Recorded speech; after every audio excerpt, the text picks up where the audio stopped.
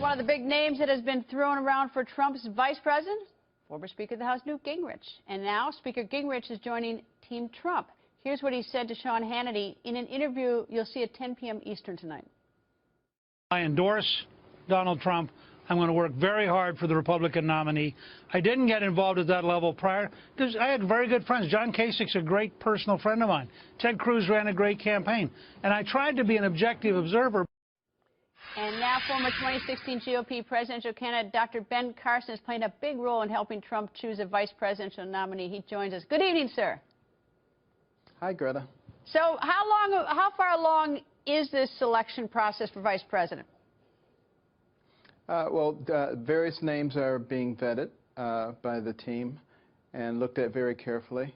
Donald is not going to take this lightly and wants to make sure that we have somebody who's really compatible, who really is a person who understands and upholds the Constitution and has some of the traditional values that made America into a great place. Well, of course, it's such a parlor game in Washington on both sides of the aisle. Here's what Governor Chris Christie said when the news is leaking or the rumors that he might be on the short list. Donald Trump's a very persuasive guy. The fact is that I was on the short list last time, too, so it doesn't mean a whole heck of a lot. The list becomes really short. There's only one. So being on the short list, obviously an honor to be considered for that position, but I was on Mitt Romney's short list and came up short.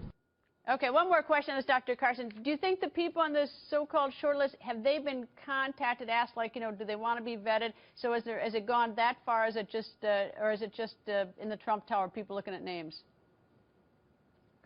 Some of them have, but for the most part, we want to do a great deal of due diligence. The team is doing that.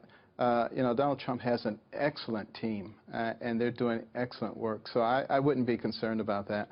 I think we're going to come up with somebody that, will help unite the party and will be an excellent representative. Okay, now to the phone call with the Speaker, Paul Ryan, last night. What did you two talk about?